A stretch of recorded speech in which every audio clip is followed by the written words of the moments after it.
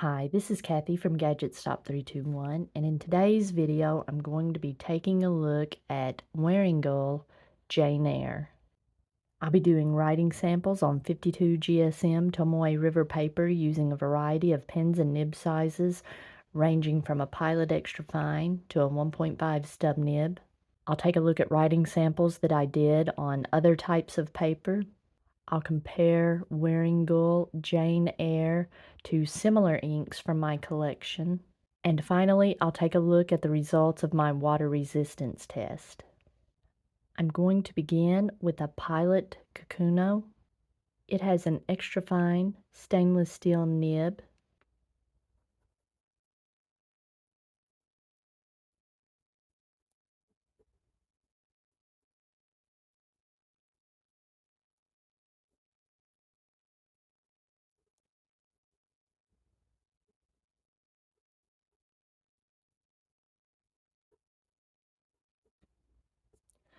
Not really any surprises here. This is a pale ink, has a very low saturation, and it really doesn't offer much cushion to this very fine nib, and so it feels pretty scratchy, even on this smooth Tomoe River paper. Next, I'll be writing with my Lamy logo. I removed the stainless steel nib that came on this pen and replaced it with a 14 karat extra fine nib.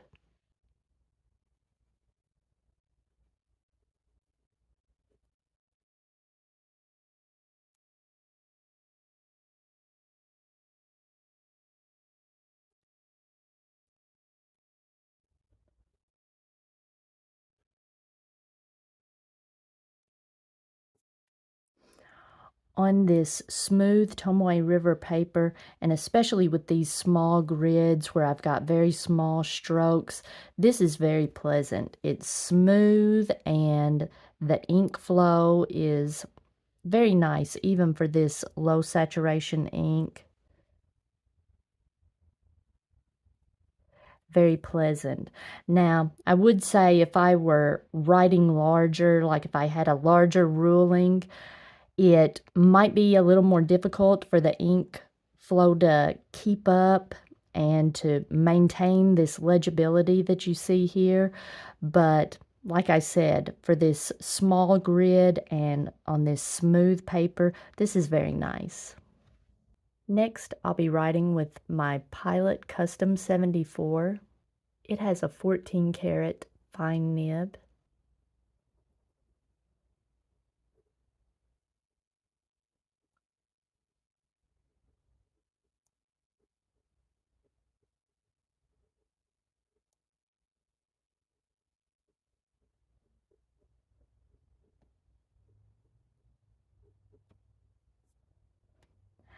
Now I noticed when I was writing this P, whenever I make a stroke too quickly, it looks really pale. And I normally write somewhat slowly, so this is comfortable for me. If you write quicker, it may be more difficult for not really the feed to keep up. It's just that if the ink is spread too thinly, it really comes out looking really pale.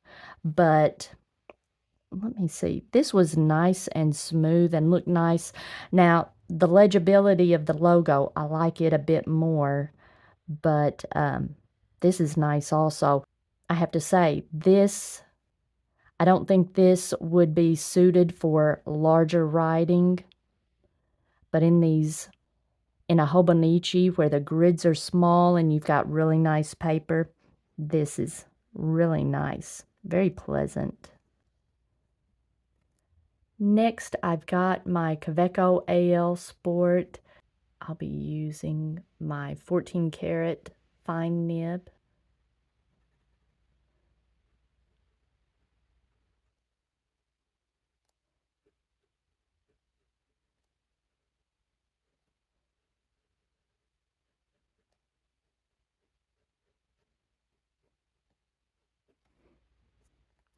Again, just like the rest of these 14 karat fine nibs, the ink flow is really nice. And even though this is an undersaturated, not very lubricated ink, this is pretty smooth for a fine nib. Next, I'll be writing with a Pilot Explorer. It has a stainless steel medium nib. Okay, I'm going to have to re-dip this. I have had trouble with this ink in the steel nibs, on the tweezer swatch, the glass dip pen. I've just had trouble getting the ink to grab onto the paper. Now, I may not have that trouble if I had this inked up with a converter, but for these writing samples, I just dip the nibs in ink. And the gold nibs, I didn't have any trouble with them drying out, but something about the way the ink and the steel interact with each other, it is just going to be dry. And even with a fresh dip in the ink, I just have trouble with the ink not wanting to grab the paper.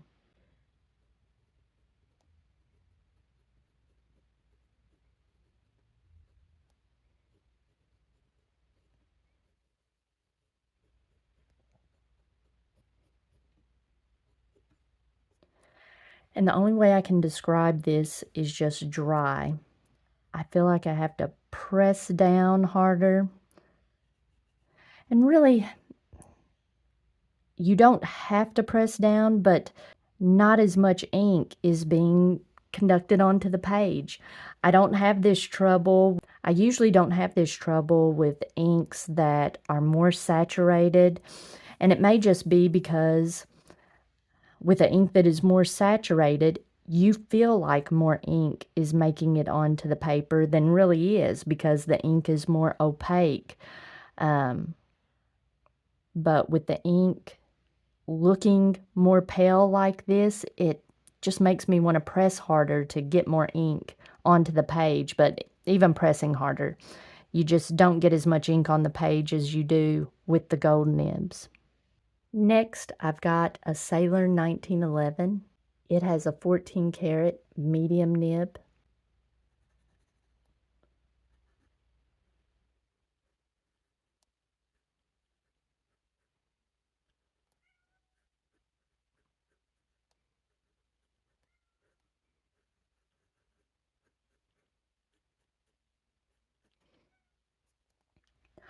On this Tomoe River paper, this is nice and smooth. It's very pleasant. It looks nice. This hasn't been the case on some of the other papers like Rhodia. These Sailor nibs tend to have a little more feedback, and because this ink seems like it doesn't have as much lubrication, the ink doesn't feel as thick. You can't feel the ink. You feel like you're writing with the dry nib on paper. So it doesn't really feel scratchy. On this paper, I would say it feels nice. And I wouldn't mind writing with this pen and ink on this paper, but on some papers it just doesn't feel as nice as the Pilot or the Lamy or even the Caveco. But in something like a Hobonichi or a Jibun Techo, this is pretty pleasant. Next, I'll be writing with a Pilot Grants. It has a 14 karat medium nib.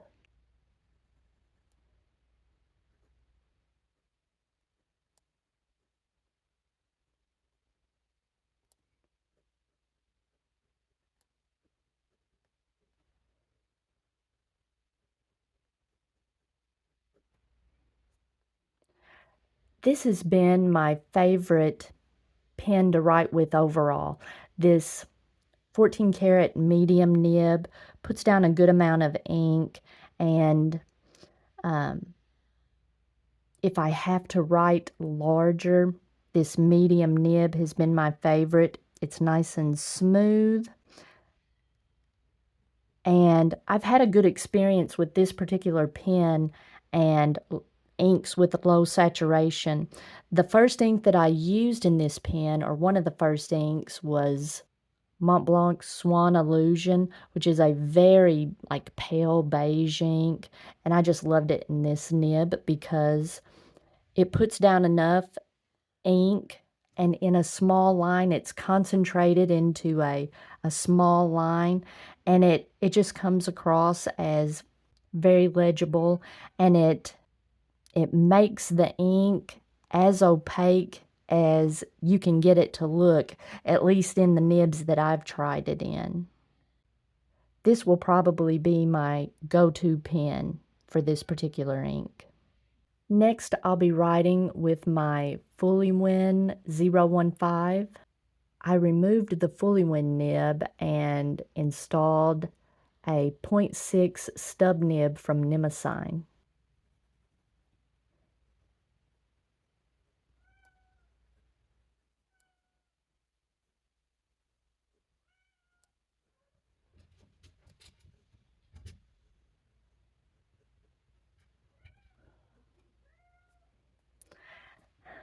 This is just bordering on the edge of being dark enough for me. I mentioned before that I had trouble with the glass nib and the tweezer swatch wanting to grab certain papers, and I kind of get that feeling as I'm writing. It just feels like not enough ink is grabbing the paper.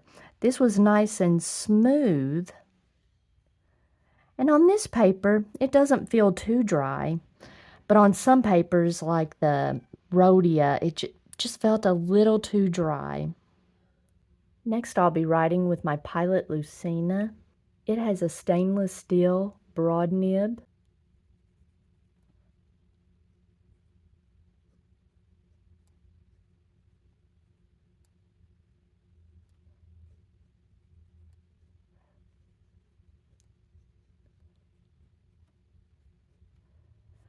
To my surprise, this pen just feels like it's not putting down enough ink. It looks fairly nice. In fact, all of these, except for the extra fine, are pretty legible. It's just these steel nibs, as I'm writing, I just feel like I'm not getting enough ink on the page, and that takes away from the enjoyment.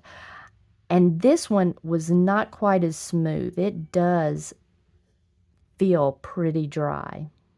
And finally, I'll be writing with my Jinhao X750, and it has a 1.5 stub nib.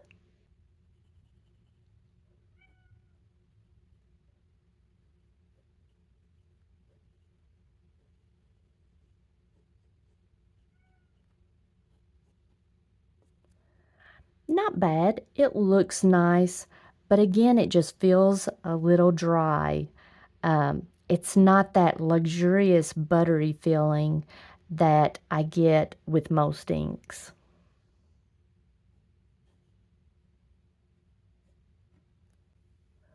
Okay, while this is drying, I'll take a look at some of the other writing samples. You can see here on the Rhodia that my scribble that I did with the glass dip pen is just really wispy. Even here at the beginning, this is with a fresh dip. It's very dry. I had a lot of trouble just writing the name. With my tweezer swatch, it grabbed the paper pretty decently here at the beginning, but just couldn't hold on to the paper. And so when I got to the end, I just dumped the rest of the ink on the paper. Didn't have any trouble with it wanting to bleed through, but you can see everything just felt dry on this paper. I have more pens here represented than normal because I chose every pen in my collection that I might consider using with this ink. And this ink is just not really well suited for Rhodia paper. Even the Grants felt a little dry, but that would probably be the only one I would consider using. This ink, at least for me, I'm not I'm probably not going to use this as a note taker. This would be nice for letter writing or light journaling. I call light journaling like writing in some lines a day or doing a little bullet journaling in a Hobonichi. But like taking notes for a class or doing heavy journaling where you're writing multiple pages, I can I can see that I would probably get tired of this, just the dryness of it. But it is a pretty ink. I was not a fan of this ink on copy paper. It looks very grainy and it didn't feel quite as dry. There were some of the pens that felt smooth, however, maybe just a little too wet. The ink wanted to kind of blob, like if you pause for just a fraction of a second, it makes a little blob of ink. The Caveco wasn't bad, but it doesn't look very good on this paper. You can kind of see what I'm talking about in the first writing sample that I did with the stub nib, how at points where you pause, you have some feathering and some ink blobs. I apologize for my lighting. I'm doing this later in the evening, but this ink is a very pale, dusty purple. You can kind of see the gray in the swatch there. It's a very attractive purple, a very delicate purple, but if you want something with a little bit more saturation, but you're not a big fan of the brighter purples, Diatramentus Aubergine is a nice option. Ferris Wheel Press is another ink I like, though it lacks the water resistance that the Diatramentus Aubergine has. Diatramentus Aubergine is not waterproof, but if you submerge it in water, it does leave some gray ink behind. Herbin Poussière de Lune is another one of my favorites, though it lacks the water resistance that you see in Diatramentus Aubergine. And Monteverde Rose Noir is a little less saturated than the previous inks that I showed, but it's still much more saturated than Wearingeul Jane Eyre. Though I was kind of surprised with a name like Rose Noir. I thought it would probably leave like a gray layer behind if when submerged in water, but no, it wasn't water resistant. I have to say I was shocked given how pale Jane Eyre is. Look at that water resistance.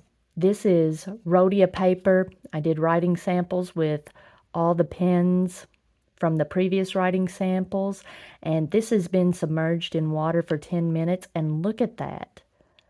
Some nice water resistance. Okay, on the Tomoe River paper. This was my favorite paper to use with this ink. It's nice and smooth. It does a good job of holding on to the ink and was just more pleasant.